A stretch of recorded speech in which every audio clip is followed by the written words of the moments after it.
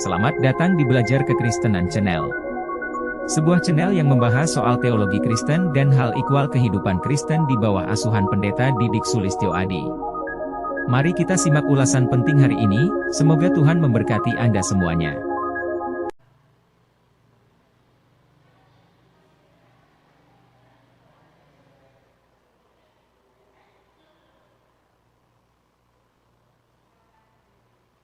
Mari kita bersatu di dalam doa.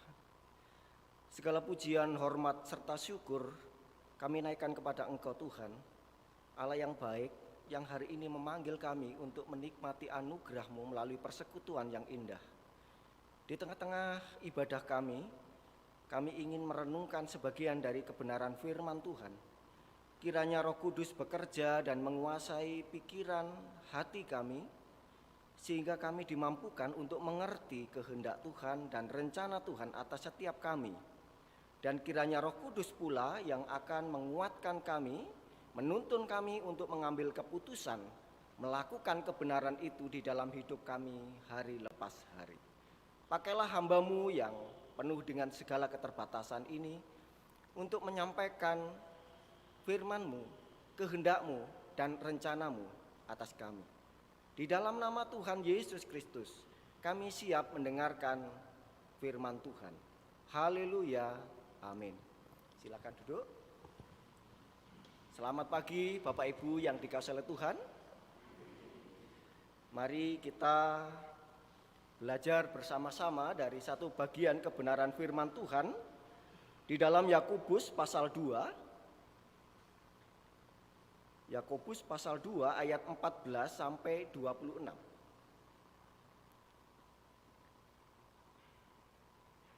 Saya akan membaca bagian firman Tuhan ini. Bapak, Ibu, Saudara sekalian, silakan menyimaknya di dalam Alkitab masing-masing.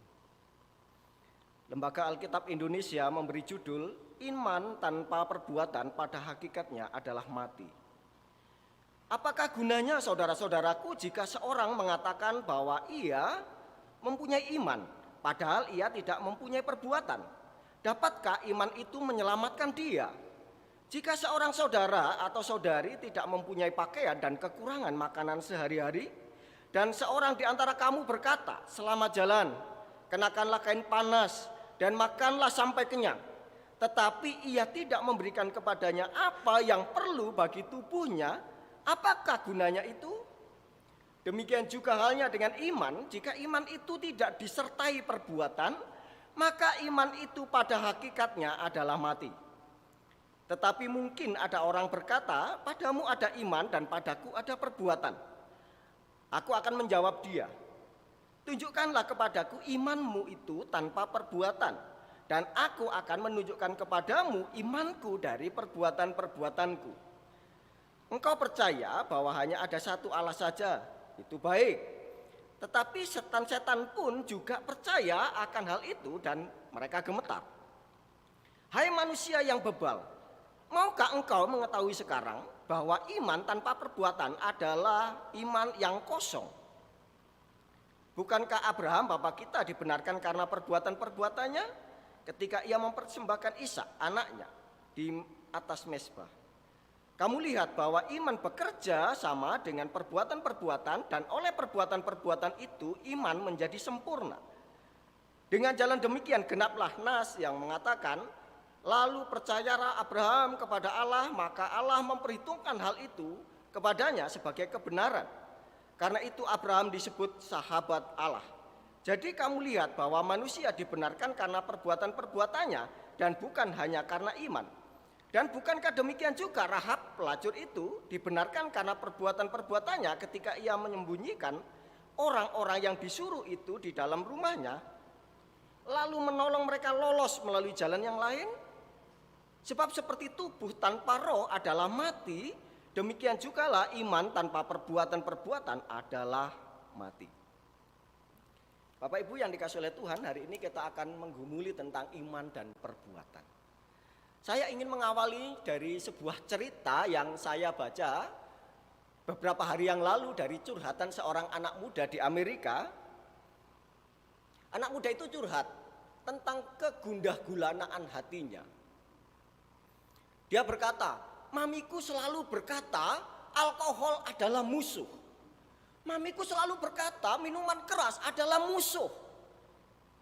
Padahal setiap ada pesta, ada party di sekolah, di pesta ulang tahun teman-teman, itu selalu ada bir, ada minuman keras. Dan teman-teman bisa menikmati itu, tetapi aku menjadi bingung apa yang aku harus lakukan karena mamiku selalu berkata alkohol adalah musuh, minuman keras adalah musuh. Tetapi sungguh aku berbahagia sekarang karena beberapa hari yang lalu Pak Pendeta berkata, kasihilah musuhmu. Dan akhirnya jalan keluar terbuka. Mamiku berkata alkohol adalah musuh dan pendetaku berkata kasihilah musuhmu. Sekarang aku lega sekarang. Kalau ada party, ada minuman keras, ada musuhku di situ dan aku mengasihi musuhku. Dia dapat minum dengan sangat bebas. Bapak Ibu yang dikasihi oleh Tuhan, cerita ini kelihatannya konyol, ya. Sebuah argumen yang dibuat-buat, rasionalisasi atau pembenaran diri untuk melakukan tindakan-tindakan yang salah. Pemahaman tentang iman yang keliru akan menghasilkan perbuatan-perbuatan yang keliru. Betul ya Bapak Ibu ya? Kalau pemahamannya keliru, biasanya akan mempengaruhi tindakannya. Oleh sebab itu, kalau kita mau mengubah hidup itu, yang harus dirubah pertama adalah pemahamannya. Keyakinan imannya yang harus dirubah. Karena keyakinan iman yang benar akan menghasilkan buah perbuatan yang benar. Inilah yang akan kita bicarakan hari ini. Bapak Ibu, kalau kita bicara tentang iman Kristen kita berkaitan dengan keselamatan, secara spesifik atau secara khusus kalau kita bicara tentang iman dan perbuatan, biasanya kita akan terpecah ini orang Kristen itu. Terpecah menjadi dua kelompok biasanya. Kelompok pertama itu adalah kelompok antinomianisme. Yang kedua adalah kelompok yang bertolak belakang dengan itu, yaitu kelompok nomianisme. Kelompok antinomianisme, ya, dari kata antinomianisme itu dari kata anti dan nomos, dari bahasa Yunani. Anti itu ya anti, ya bertolak belakang, ya. Dan nomos itu adalah hukum. Nah, kelompok ini adalah kelompok yang berpegang teguh kepada ajarannya Paulus, Bapak Ibu. Tapi secara keliru gitu ya. Jadi banyak orang Kristen itu yang sangat ngefans dengan satu tokoh, ya saking ngefansnya itu sampai keliru pemahamannya terlalu ekstrim, ya. Kelompok ini berpegang teguh kepada ajaran Paulus secara keliru. Mereka berpegang teguh kepada ajaran bahwa keselamatan itu hanya karena iman, bukan karena perbuatan. Dan itu kan yang diajarkan oleh Paulus, Bapak Ibu ya. Kalau kita membuka di dalam Roma pasal 3 ayat 28, Galatia pasal 2 ayat 16, dan begitu banyak ajaran Paulus. Paulus itu selalu mengajarkan bahwa orang itu dibenarkan hanya karena iman, bukan karena perbuatan-perbuatan, bukan karena usahanya, bukan karena perjuangannya melakukan hukum Taurat. Bukan, hanya iman saja. Sola fide, itulah rumusan iman yang kita pegang sampai sekarang. Hanya iman saja. Perjuangan-perjuangan yang dilakukan oleh manusia, sebaik apapun, sempurna apapun perbuatan-perbuatan baik yang kita lakukan, tidak akan pernah mampu membawa kita kepada pembenaran dari Tuhan. Itu yang diajarkan oleh Paulus. Nah, sayangnya ajaran yang benar yang diajarkan oleh Paulus ini, Bapak Ibu yang dikasihi oleh Tuhan, itu diselewengkan oleh sebagian banyak orang Kristen. Mereka berpikir, oh ya, karena aku dibenarkan oleh iman, aku percaya Yesus, aku sudah selamat, bukan karena perbuatanku. Berarti perbuatanku ini tidak mempengaruhi apa-apa. Perbuatanku itu tidak berpengaruh apa-apa atas keselamatanku. Kalau begitu aku bebas melakukan apa saja. Karena apa? Perbuatanku tidak mempengaruhi keselamatanku. Implementasinya menjadi keliru. Oleh sebab itu kita banyak lihat bahwa orang-orang Kristen itu hidupnya tidak tertib. Karena pemahamannya keliru. Pemahamannya keliru. Menganggap bahwa perbuatan itu tidak mempengaruhi apa-apa dari keselamatan. Keselamatan karena iman, bukan karena perbuatan. Sehingga ia hidupnya berantakan. Seperti contoh anak muda yang saya ceritakan di awal. Ini adalah pemahaman yang sebenarnya pemahaman yang benar yang diajarkan di dalam Alkitab kita, tetapi dalam pengaktualisasiannya, dalam penerapannya keliru. Ini golongan antinomianisme. Golongan yang kedua adalah kelompok nomianisme. Ini adalah kelompok yang berpegang teguh kepada ajaran Yakobus secara keliru juga. Gitu ya. Jadi ajaran benar tapi dipahami secara keliru. Ya. Kelompok nomianisme itu dari kata nomos, artinya hukum. Ajaran dari kelompok ini ya perbuatan-perbuatan baik itu adalah gambaran atau sesuatu yang membuat iman itu bernilai. Seperti yang diajarkan Yakobus tadi 3 kali Yakobus itu menegaskan bahwa iman tanpa perbuatan adalah mati. Iman tanpa perbuatan adalah kosong. Iman tanpa perbuatan mati. 3 kali menekankan itu. Seolah-olah Yakobus ini mengajarkan perbuatan itu harus ditambahkan di dalam iman. Seolah-olah. Ini yang dipahami oleh kelompok nomianisme. Sehingga orang-orang yang berpegang teguh kepada ajaran ini selalu berpikir bahwa yang penting adalah perbuatannya. Karena perbuatan itu membuat iman itu menjadi bernilai. Orang-orang yang memegang kelompok ini biasanya hidupnya akan berpegang teguh kepada hukum. Dia akan terus berpatokan pada hukum. Aku harus melakukan perbuatan-perbuatan baik. Aku harus melakukan hukum-hukum yang diajarkan oleh firman Tuhan. Karena perbuatan baik saya itulah yang membuat saya itu selamat. Imanku itu bernilai. Ini adalah ajaran yang seolah-olah bertolak belakang dengan ajaran antinomianisme. Bapak Ibu yang dikasihi oleh Tuhan, apakah memang sebenarnya ajaran di dalam Alkitab kita, ajaran Paulus ya, yang diadopsi oleh kelompok antinomianisme tadi, dengan ajarannya Yakobus yang menekankan kepada pentingnya perbuatan, itu bertolak belakang. Kalau kita melihat sepintas kelihatannya bertolak belakang, tetapi jawabannya tidak. Kok bisa? Paulus kan mengajarkan sola fide, iman saja. Saya yakin Bapak Ibu sudah begitu banyak diajari tentang ini.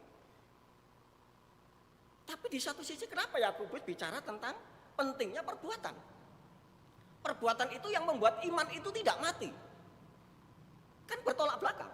Jawabannya tidak. Mengapa? Bapak Ibu yang dikasihi oleh Tuhan, ada 2 alasan. Yang pertama, jangan kita itu sesat berpikir.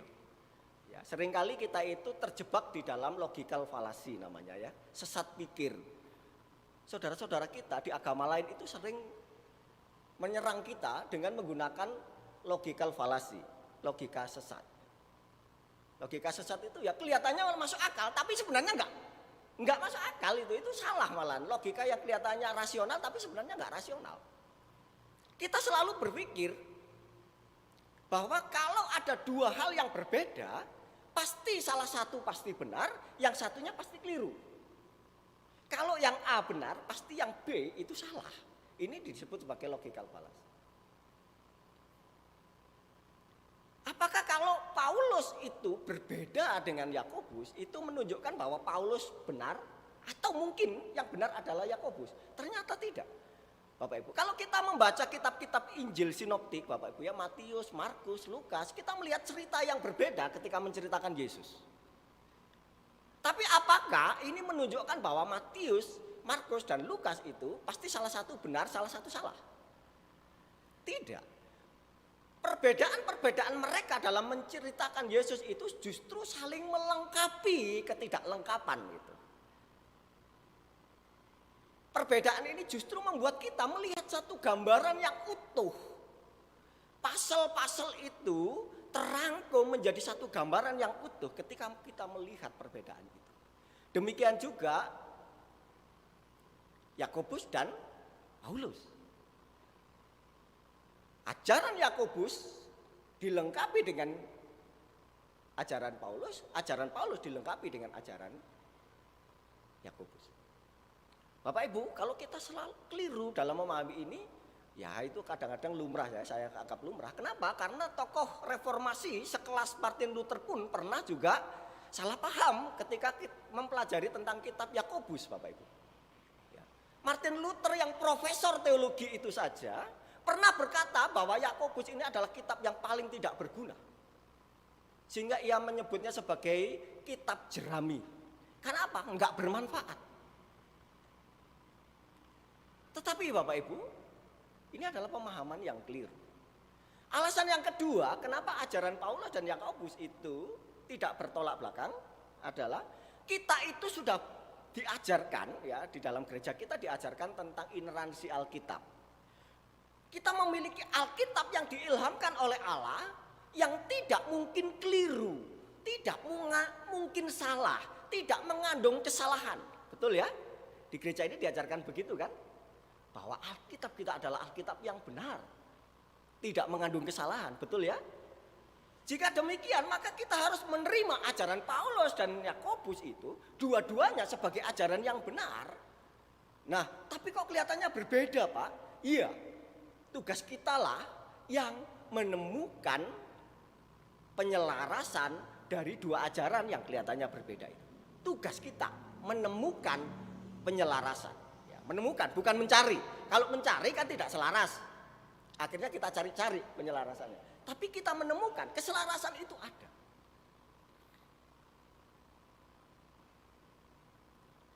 Keselarasan antara ajaran Paulus dan Yakobus tentang iman dan perbuatan itu ada dua. Yang pertama Bapak Ibu adalah Paulus dan Yakobus itu kenapa kok kelihatannya menceritakan atau mengajarkan ajaran yang berbeda. Paulus hanya berkata sola fide, iman saja. Tapi Yakobus mengatakan iman kalau tanpa perbuatan mati. Perbuatan itu penting. Kok bisa berbeda? Bapak Ibu, alasan yang pertama itu Paulus dan Yakobus itu sedang berbicara, sedang mengajar kepada orang yang berbeda dalam konteks yang berbeda. Nah ini ya yang harus kita pelajari. Tujuan pengajaran Paulus dan tujuan pengajaran Yakobus berbeda kepada orang yang berbeda dalam situasi yang berbeda. Konteks ini sangat menentukan Bapak Ibu makna, sangat menentukan makna. Ya, saya pernah, ya karena saya tinggal di Ampel Gading Bapak Ibu, di lereng Gunung Semeru yang kemarin banjir itu ya. Jadi kalau ada tugas gitu ya, yang harus diselesaikan ke Malang, saya biasanya itu dari Ampel Gading ke Malang itu kan macet sekali. Itu 2 jam sampai 3 jam perjalanan. Nanti pulang lagi itu 2 sampai 3 jam macet-macetan sampai capek. Satu ketika saya itu pulang dari urusan di Malang. Ketika saya pulang capek-capek gitu ya. Saya lihat anak saya itu naik ke pohon Bapak Ibu, memanjat pohon. Di tengah-tengah kecapean ya bapak-bapak kalau lihat anaknya melakukan sesuatu yang berbahaya saat kita sedang capek, apa yang dilakukan? Saya langsung berkaca pinggang dan berkata kepada anak saya, "Yo, bagus. Terus, naik terus. Yang tinggi nak, bagus itu." Tapi apa yang terjadi? Apakah anak saya langsung naik pohon sampai ke pucuk? Karena perintah bapaknya naik terus. Naik, pinter, dipuji gitu. Enggak, anak saya malah turun dari pohon. Apakah anak saya ini terlalu bodoh memahami perintah saya?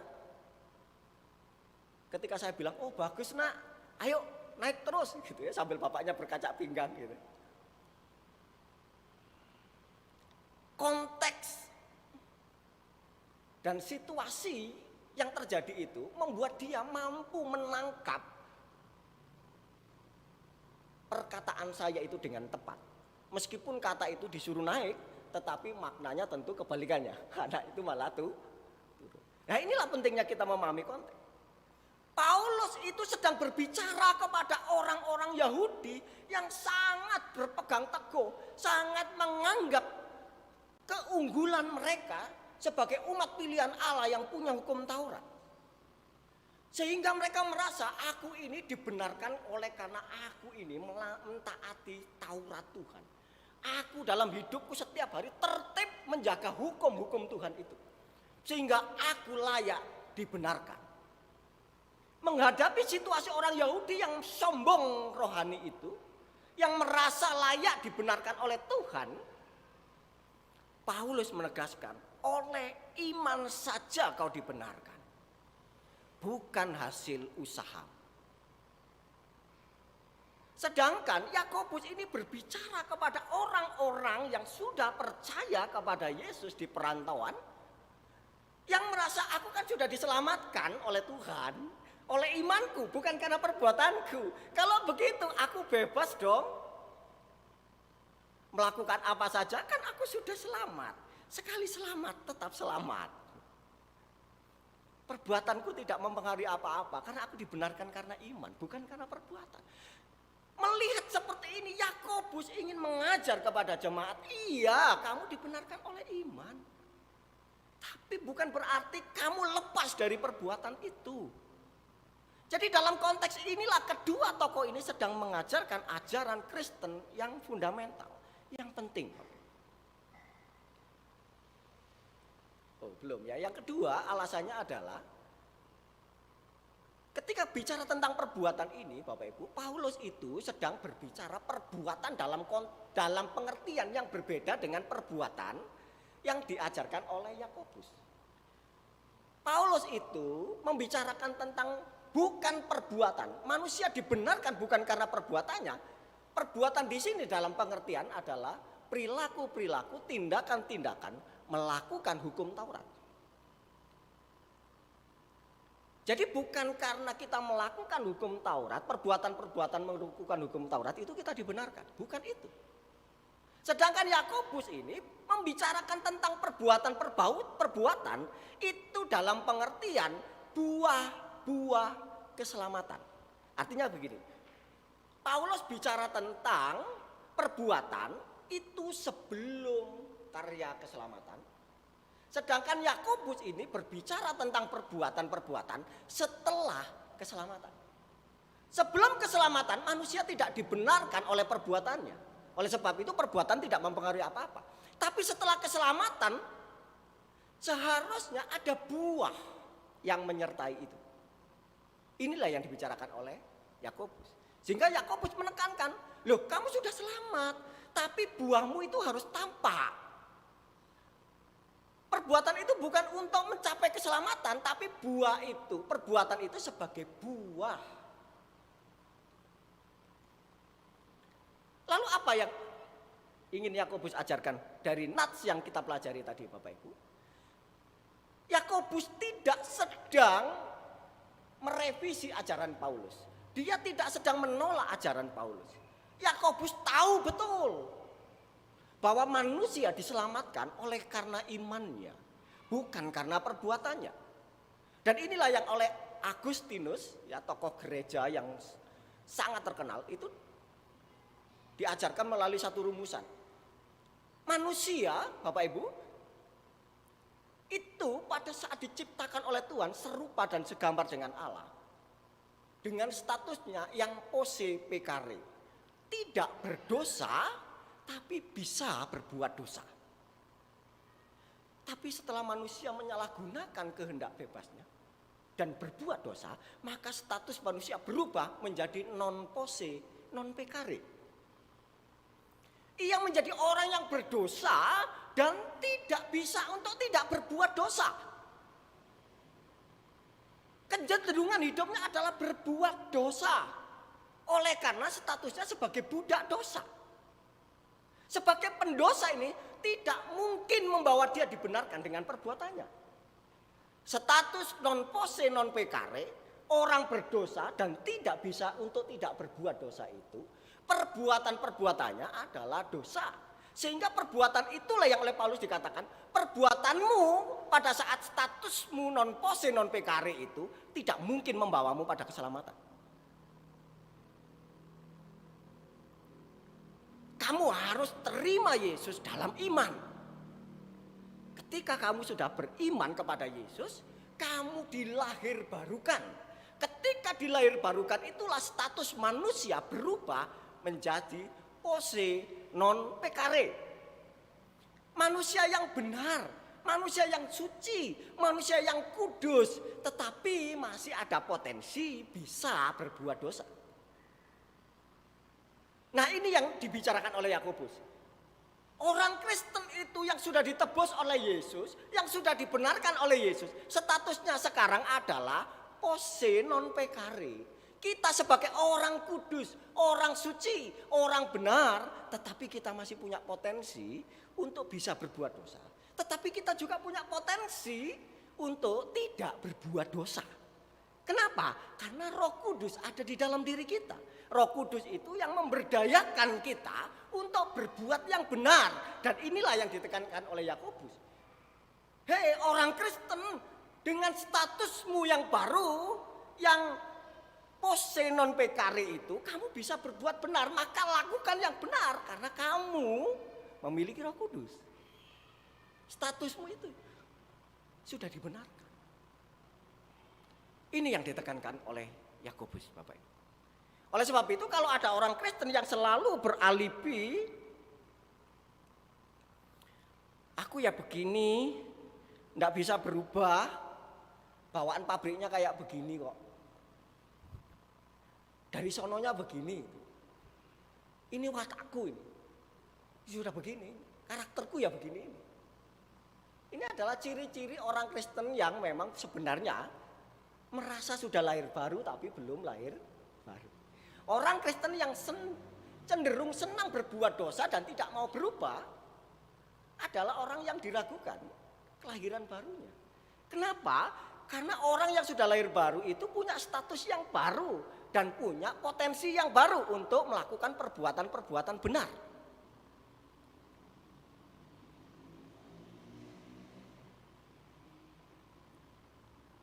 Yang kedua yang ingin saya sampaikan Bapak Ibu yang dikasihi oleh Tuhan adalah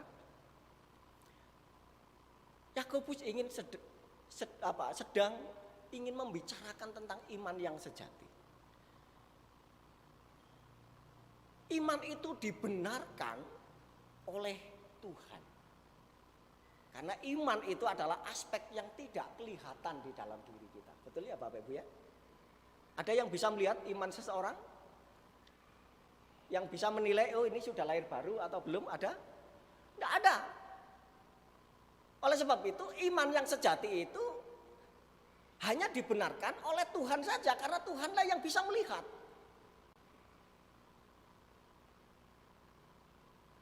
Sedangkan manusia tidak. Tapi karena kita hidup di dunia, iman yang sejati itu dibenarkan di hadapan manusia melalui perbuatan-perbuatannya. Orang itu bisa melihat kesejatian iman itu melalui perbuatan-perbuatannya.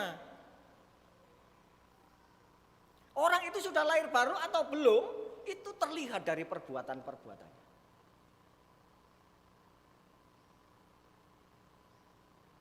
Mari kita introspeksi diri sendiri. Apakah kita ini, perbuatan-perbuatan kita sudah menghasilkan perbuatan-perbuatan sebagai buah keselamatan kita, atau masih tetap saja sebelum Kristen begini, setelah Kristen begini. Alasannya dibuat rohani. Sebagaimana Tuhan Yesus tidak berubah, Pak, saya pun tidak berubah. Banyak sekali mahasiswa kami itu yang selalu beralasan begitu ya. Kelihatannya rohani, sangat tidak rohani padahal. Tuhan Yesus itu tidak berubah, Pak. Saya itu meneladani Tuhan Yesus, maka saya tidak berubah. Tuhan Yesus itu, saya selalu katakan, Tuhan Yesus itu tidak berubah karena dia sudah sempurna. Enggak perlu perubahan. Kamu itu belum ada apa-apanya, maka kamu harus berubah, menyempurna seperti Yesus. Bapak Ibu yang dikasihi oleh Tuhan, saya ingin memberi gambaran yang paling gampang kita ingat ya, tentang pernikahan. Soal cinta kasih dalam pernikahan. Cinta kasih itu kan tidak kelihatan ya Bapak Ibu ya.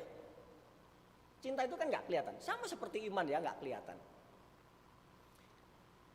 Ketika seseorang itu menikah, pendeta itu mengesahkan pernikahan mereka karena apa? Komitmen mereka, karena pengakuan bahwa mereka saling mengasihi dan berkomitmen. Maka ketika mempelai itu menyampaikan komitmennya, pendeta itu menjadikan itu sebagai dasar untuk memberkati. Dari situ apakah terlihat cinta mereka itu sejati atau tidak? Tidak ya, belum terlihat.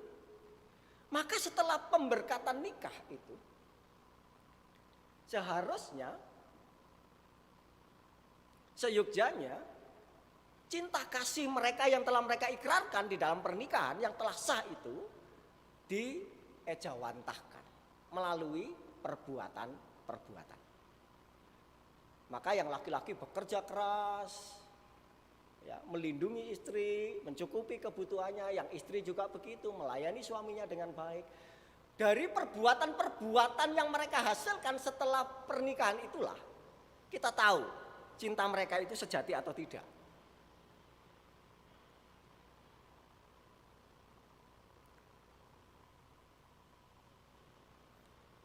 Inilah kehidupan Kristen itu, Bapak Ibu.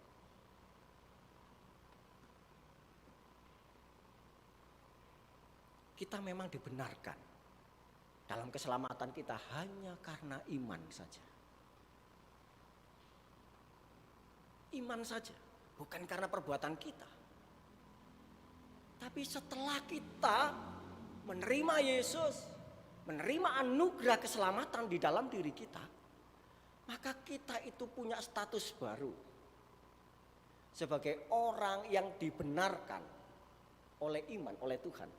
Dengan status baru sebagai orang yang benar itu, dengan Roh Kudus yang tinggal di dalam diri kita itu, ada daya dan potensi yang sangat kuat, yang seharusnya itu tercermin di dalam perbuatan-perbuatan kita setiap hari. Perbuatan-perbuatan kehidupan orang Kristen itu terwujud nyata bukan dalam kaitan untuk mendapat keselamatan. Sekali lagi, perbuatan-perbuatan baik yang harusnya dilakukan oleh orang percaya bukan dalam rangka memperoleh keselamatan, tapi dalam rangka mengaktualisasikan status baru kita. Perbuatan baik itu adalah buah dari keselamatan yang telah kita terima. Marilah kita mengambil komitmen di dalam hidup kita untuk hidup kudus, hidup saleh, hidup secara terhormat di hadapan Tuhan dan di hadapan sesama kita sebagai wujud dari buah keselamatan kita. Mari kita berdoa. Ya Tuhan, kami telah mendengarkan uraian-uraian dari kebenaran firman Tuhan. Sampai sebatas ini kami masih sangat terbatas di dalam mencerna, memahami dari kebenaran ini. Tetapi kiranya Tuhan akan menolong dan memberkati kami dengan Roh-Mu, menuntun kami kepada pengertian yang benar, mendorong kami mengambil keputusan yang benar, dan menjadikan kebenaran firman-Mu sebagai gaya hidup di dalam hidup kami hari lepas hari. Roh Kudus, tuntunlah kami menjadi pelaku-pelaku atas firman-Mu. Terima kasih ya Bapa. Segala pujian dan hormat dan kemuliaan hanya bagi-Mu. Haleluya. Amin.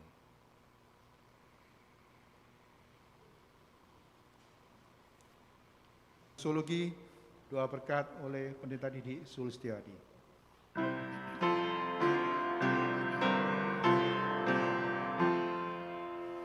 Puji Allah.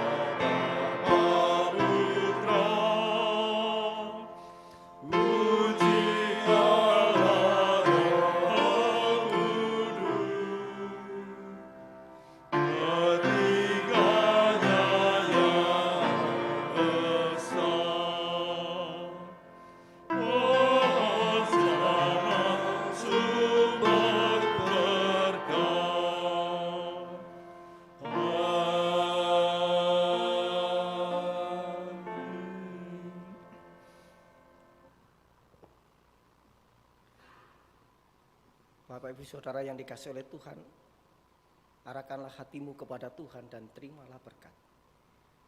Kiranya turunlah atas saudara sekalian berkat damai sejahtera yang datangnya dari Bapa kekal pencipta langit dan bumi, dan dari Tuhan Yesus Kristus Gembala Agung segala domba, dan Allah Roh Kudus menyertai kita sekalian dari sekarang sampai Maranatha Tuhan Yesus datang kedua kali, menjemput kita masuk di dalam kemuliaan kekal selama-lamanya. Amin.